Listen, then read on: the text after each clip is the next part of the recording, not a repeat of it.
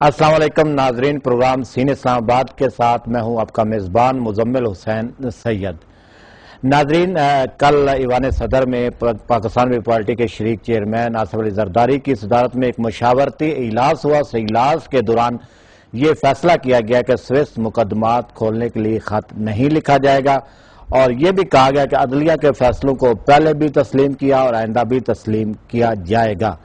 جبکہ یہ بھی کہا گیا ہے کہ پارلیمنٹ صدر کا استثناء واپس لے لے تو اسی صورت میں حکومت سوئس حکام کو خط لکھ سکتی ہے۔ اس مشاورتی اجلاس کے نتیجے میں جو فیصلے ہمارے سامنے آئے ہیں، ان فیصلوں سے آنے والے دنوں میں کیا صورتحال سامنے آ رہی ہے اور کیا ہم اداروں کے ٹکراؤ کی جانب تو نہیں بڑھ رہے، اس حوالے سے ہم بات کریں گے، اور ہمارے ساتھ شریک گفتگو ہوں گے جناب احمد رضا قصوری صاحب، جو کہ سینئر قانون دان اور ممتاز آئینی ماہر ہیں۔ ان کے ساتھ تشریف رکھتے ہیں ڈاکٹر سید اسرار حسین شاہ صاحب، جو کہ سابق پولیٹیکل ایڈوائزر ہیں محترمہ بے نظیر بھٹو شہید کے، اور معطل رکن ہے پاکستان پیپلز پارٹی کی سینٹرل ایگزیکٹو کمیٹی کے۔ میں اپنے دونوں معزز مہمانوں کو چینل 5 کے اسٹوڈیو میں خوش آمدید کہتا ہوں۔ قصوری صاحب، میں بات کا آغاز یہاں سے کروں گا، کیا سپریم کورٹ کے فیصلوں کی جو این آر او کے اوپر آئے یا دیگر مقدمات کے جو فیصلے آئے ہیں، ان کی قانونی اور آئینی حیثیت کیا بنتی ہے تاکہ ہم بات کو آگے لے کے جا سکیں؟ اس سے پہلے کہ میں ڈائریکٹلی آپ کے سوال کا جواب دوں، میں تھوڑا سا تاریخی پس منظر میں جانا چاہوں گا۔ اصل میں یہ صدیوں پر محیط ہے، انتظامیہ کی اور عدلیہ کا جو ٹکراؤ ہے نا، یہ صدیوں پر محیط ہے تاریخ میں، اور اس کی جو کلمنیشن ہے اس ٹکراؤ کی، وہ آئی فرینچ ریولوشن کے دوران، جب لوئس دی 16 نے کہا آئی ایم دی اسٹیٹ، میں ہوں ریاست، یعنی تمام جو طاقت ہے قانون بنانے کی، مقننہ بھی میں ہوں، عدلیہ بھی میں ہوں اور ایگزیکٹو بھی میں ہوں، آئی ایم دی اسٹیٹ۔ اور جب اس نے یہ کہا تو اس وقت کے فرانسیسی جو مفکر تھے، جن کی وجہ سے انقلاب فرانس آیا، مونٹسکیو، والٹائر، روسو، تو مونٹسکیو نے کہا کہ جب بادشاہ ریاست بن بیٹھا اور ساری طاقت اسے اپنے اندر سمو لی، تو غریب عوام کا کیا بنے گا؟ ایک شہری کے حقوق کا تحفظ کون کرے گا؟ تو اس نے اس جملے سے متاثر ہو کے ایک theory the, separation of power, کہ سیپریشن آف پاور ایک طریقہ کار ہے ایک مطلق عنان بادشاہ کی پاور کو کرٹیل کرنے کا، اور وہ جسے سیپریشن آف پاور تھیوری کہتے ہیں، چیک اینڈ بیلنس بھی کہتے ہیں، تو وہ فرانس کے انقلاب کے اندر وہ ڈیولپ ہوئی، اور اسی وقت ہی انسیڈنٹلی اکراس دی اٹلانٹک امریکہ کے اندر آئین بن رہا تھا 1789 میں، فیلڈلفیا میں لبرٹی ہال میں آئین بن رہا تھا۔ تو جب یہ تھیوری وہاں گئی، کیونکہ جو آئیڈیاز ہوتے ہیں، سوچ ہے، اس پر کوئی قطغن نہیں ہوتی ہے، کسی خاص خطے سے تعلق نہیں رکھتی، سوچ جو ہے یہ موو کرتی ہے، اکراس دی چینل کرتی ہے، اکراس دی ورلڈ کرتی ہے۔ جب یہ امریکہ میں اکراس دی اٹلانٹک یہ سوچ گئی، تو امریکہ والوں نے اپنے آئین کے اندر یہ چیک اینڈ بیلنس کی تھیوری، سیپریشن آف پاور کو ڈال دیا۔ تو یہ تصادم بڑا پرانا ہے۔ پھر تصادم ایک اور آیا، امریکہ کے اندر ہی آیا، کہ آیا عدالتیں جو ہیں وہ جوڈیشل ریویو کر سکتی ہیں؟ تو امریکہ کے ایک بڑے جید چیف جسٹس جان مارشل نے 1803 میں ایک بڑے فیمس کیس مابی ورسز میڈیسن میں ایک فیصلہ دیا، جس میں اس نے ازیوم کیا، آئین کے اندر کوئی اس کا تذکرہ نہیں تھا، اس نے ازیوم کیا کہ ان دی الٹیمیٹ انالیسس یہ عدلیہ کا کام ہے کہ اگر انتظامیہ یا مقننہ جو ہے وہ اپنی حدود اور قیود سے پھلانگ کر دوسرے کی حدود اور قیود میں جا رہی ہے، تو اس کو اس حد تک کالعدم کرنا یہ عدلیہ کا کام، اس کو کہتے ہیں جوڈیشل ریویو، جو آج ہمارے پارٹ کا حصہ ہے۔ اب یہ جوڈیشل ریویو آ رہا ہے، اب یہ تصادم، یہ تصادم ہے۔ تصادم کے حوالے سے اور بھی سوالات ہیں، ہم اس پہ بات کریں گے، لیکن پہلے یہ بات یہاں سے شروع کرنا چاہ رہا تھا کہ سپریم کورٹ کے جو فیصلے یا حکم آتے ہیں یا ڈائریکشنز آتی ہیں، ان کی آئین پاکستان اور قانون کے تحت کیا حیثیت بنتی تاکہ ہم درآگے دیکھیں، بات یہ ہے کہ سپریم کورٹ کی نہ کوئی فوج ہے نہ پولیس ہے۔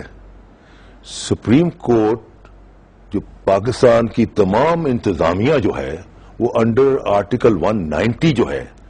وہ تابع ہے سپریم کورٹ کے احکامات کے، اور اس کی یہ آئینی ذمہ داری ہے کہ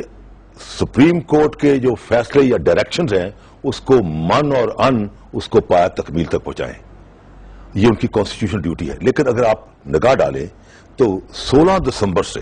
جب سے ایک NRO کے خلاف فیصلہ آیا، اس کو کالعدم کر دیا گیا، وائڈ ایبنیشیو ڈکلیئر کر دیا گیا، اس دن سے لے کے آج 5 مہینے سے زیادہ عرصہ ہو گیا ہوا ہے کہ ایک تصادم، ایک ٹگ آف وار، ایک کھچاؤ کی صورت سامنے آ رہی ہے، اور اس کی وجہ سے 2 لا سیکرٹری استعفیٰ دے گئے، تیسرا اٹارنی جنرل چل رہا ہے اس چھوٹے عرصے کے اندر، ایک ایڈیشنل اٹارنی جنرل استعفیٰ دے گیا، اور ایک جوائنٹ سیکرٹری لا اکبر خان اچکزئی چھوڑ کے چلا گیا. یہ ایک تصادم کی شکل. اور لاسٹ اٹارنی جنرل جو تھا منصور علی خان نے تو ایٹ دی بار آ کے کہا کہ جناب میں اپنے آئینی جو ذمہ داریاں ہیں جو مجھ پر عائد ہوتی ہیں وہ میں پوری نہیں کر سکتا. آپ کے احکامات کو تکمیل کرنے کے میں سب سے بڑی رکاوٹ جو ہے وہ لا منسٹر ہے جی بابر اعوان ہے، اور بابر اعوان نے بھی ترنگ میں آ کے دوسرے نے یہ کہہ دیا اوور مائی ڈیڈ باڈی. اور وہ جو جہاں کے جھوٹ بولتے رہے کہ وہ خط بھیج دیا گیا، جو وہ پتہ یہ لگا خط تو ابھی کسی دراز میں پڑا ہوا ہے. تو چیز یہ ہے کہ یہ جو خط کو نہ بھیجنا اور سپریم کورٹ کی ڈائریکشن کو بار بار اس کو ریفیوٹ کرنا اور بار بار اس کے راستے میں رکاوٹیں ڈالنا، یہ سمپلی اپنا کنٹیمپٹ آف کورٹ کے زمرے میں بھی نہیں آتا، بلکہ it comes under the subversion of the constitution. یہ سبورشن آف دی کانسٹیٹیوشن ہے کہ وہ ادارہ جس کی ایک آئینی ذمہ داری ہے کہ وہ سپریم کورٹ کے احکامات کو من اور ان اس کو امپلیمنٹ کرے، اور جسے قسم کھائی ہوئی ہے اس ادارے کے جو ہیں معتبر لوگ، انہوں نے قسم کھائی ہوئی ہے کہ ہم اس آئین کی ہر شق کو اور آئین کو من اور ان اس کو لے کے چلیں گے. اگر وہ نہیں مانتے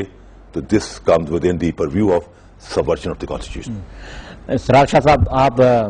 ہمیشہ پروگراموں میں بہت سچ بولتے ہیں اور ویسے بھی سچ بولتے ہیں، تو آج میں یہ پوچھنا چاہوں گا کہ